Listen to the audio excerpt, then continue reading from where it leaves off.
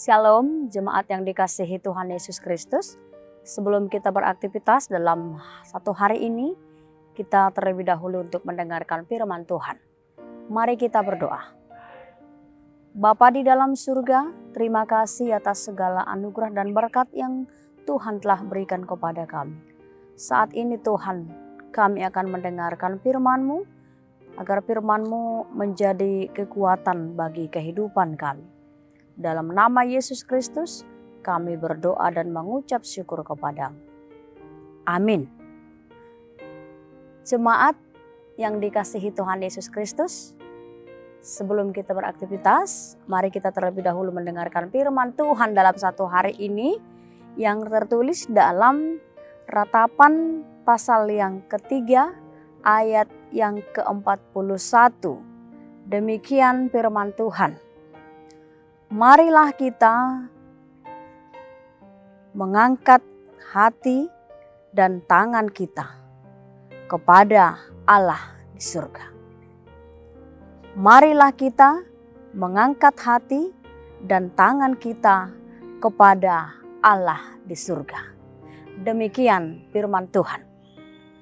Bapak Ibu jemaat yang dikasihi Tuhan Yesus Kristus, kita mengetahui bagaimana Yeremia menangisi keadaan bangsa Israel yang menderita oleh karena mereka telah dijajah bangsa Babel. Kehidupan bangsa Israel saat di Babilonia ya memang penuh dengan penderitaan, penuh dengan kesesakan, penuh dengan berbagai macam penderitaan yang mereka alami dari bangsa Babilonia. Keadaan itu yang disaksikan oleh Yeremia sendiri membuat hati Yeremia sangat miris. Yeremia sangat tidak sanggup melihat keadaan bangsa Israel yang sedang tertindas itu.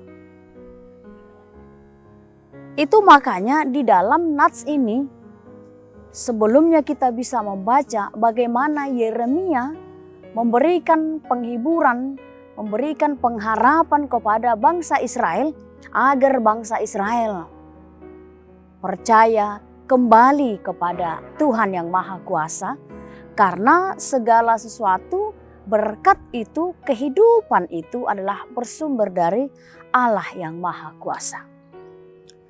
Dari ratapan Yeremia yang di dalam nas ini dikatakan, marilah kita mengangkat hati dan tangan kita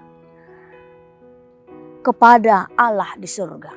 Seruan daripada nas ini kepada bangsa Israel, karena ketika seseorang itu tidak menyertakan Tuhan dalam kehidupannya, maka konsekuensinya kehidupan manusia itu akan menjadi sombong, egois, bahkan berpusat pada diri sendiri.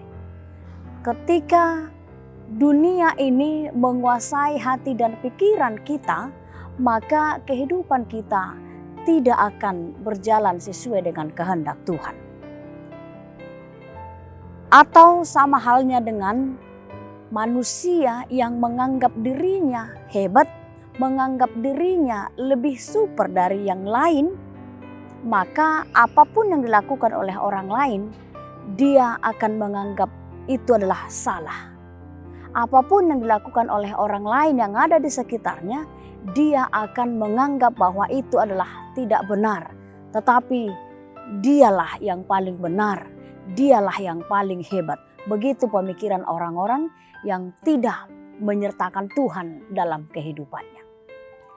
Itu makanya di dalam nats ini, Yeremia mengajak orang-orang yang telah tertindas itu supaya mengangkat, dalam arti memberikan hatinya, tangannya, pikirannya, segenap kehidupannya hanya kepada Tuhan, supaya Tuhan yang bekerja di dalam kehidupannya. Karena kalau tidak Tuhan yang bekerja dalam kehidupan kita, sama halnya seperti yang tadi, akan jatuh ke dalam kesombongan, jatuh ke dalam keegoisan, berpusat pada dirinya sendiri.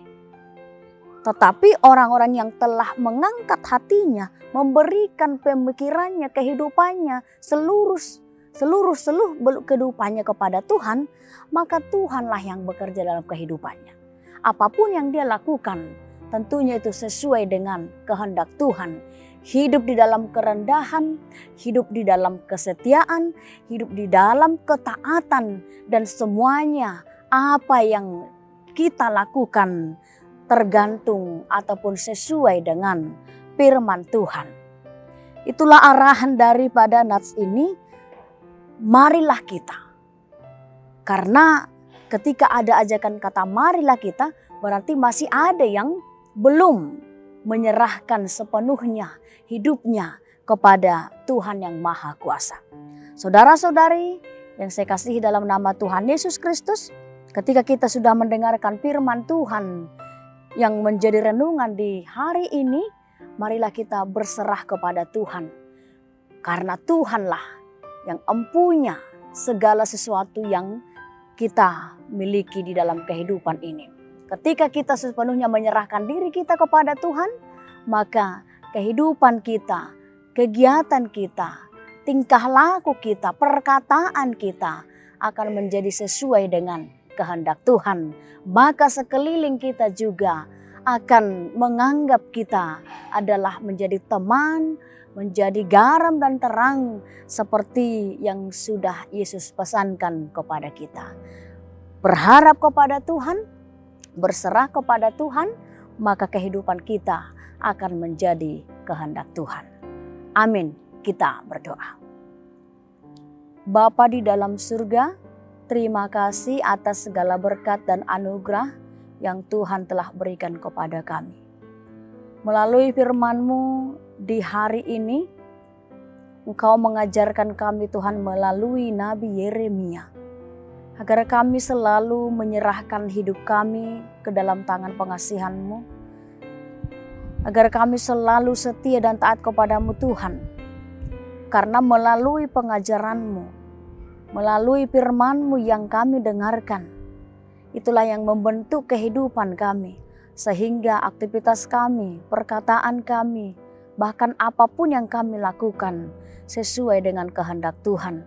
Kami akan hidup di dalam kerendahan hati. Kami akan selalu hidup di dalam kesetiaan kepada-Mu Tuhan. Bapa di dalam surga, ketika kami mau beraktivitas dalam satu hari ini, biarlah firman-Mu yang kami dengarkan menjadi motivasi dalam kehidupan kami. Sertai dan pimpin kami Tuhan di dalam kegiatan kami dalam satu hari ini. Kami puji dan kami muliakan nama-Mu. Dalam Yesus Kristus kami berdoa dan mengucap syukur kepada-Mu. Amin. Shalom bagi kita semua.